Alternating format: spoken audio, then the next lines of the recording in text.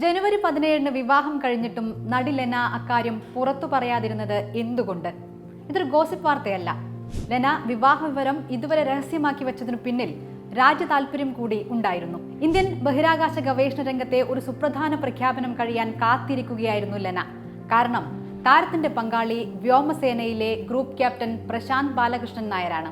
ബഹിരാകാശത്ത് മനുഷ്യനെ എത്തിക്കാനുള്ള ഇന്ത്യയുടെ അഭിമാന പദ്ധതിയായ ഗഗൻയാൻ യാത്രിക സംഘത്തിന്റെ തലവൻ. സുപ്രധാന ദൗത്യത്തിന്റെ ഭാഗമായ തയ്യാറെടുപ്പുകളിലായിരുന്നു പ്രശാന്ത് ബാലകൃഷ്ണൻ നായർ.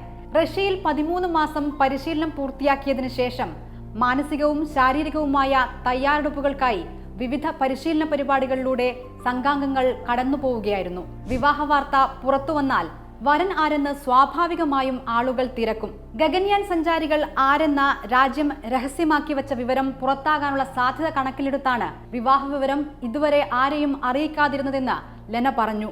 ഇന്ന് പ്രധാനമന്ത്രിയുടെ പ്രഖ്യാപനത്തിന് ശേഷമാണ് വിവാഹിതയായ വിവരം ഇതാദ്യമായി അവർ തുറന്നു പറഞ്ഞത്. പ്രശാന്ത് ബാലകൃഷ്ണൻ നായർ ആദ്യ ബഹിരാകാശ യാത്രിക വിഗുകൾ പ്രധാനമന്ത്രിയിൽ നിന്ന് സ്വീകരിച്ചത് രാജ്യത്തിനും കേരളത്തിനും വ്യക്തിപരമായി തനിക്കും അഭിമാന നിമിഷമാണ്.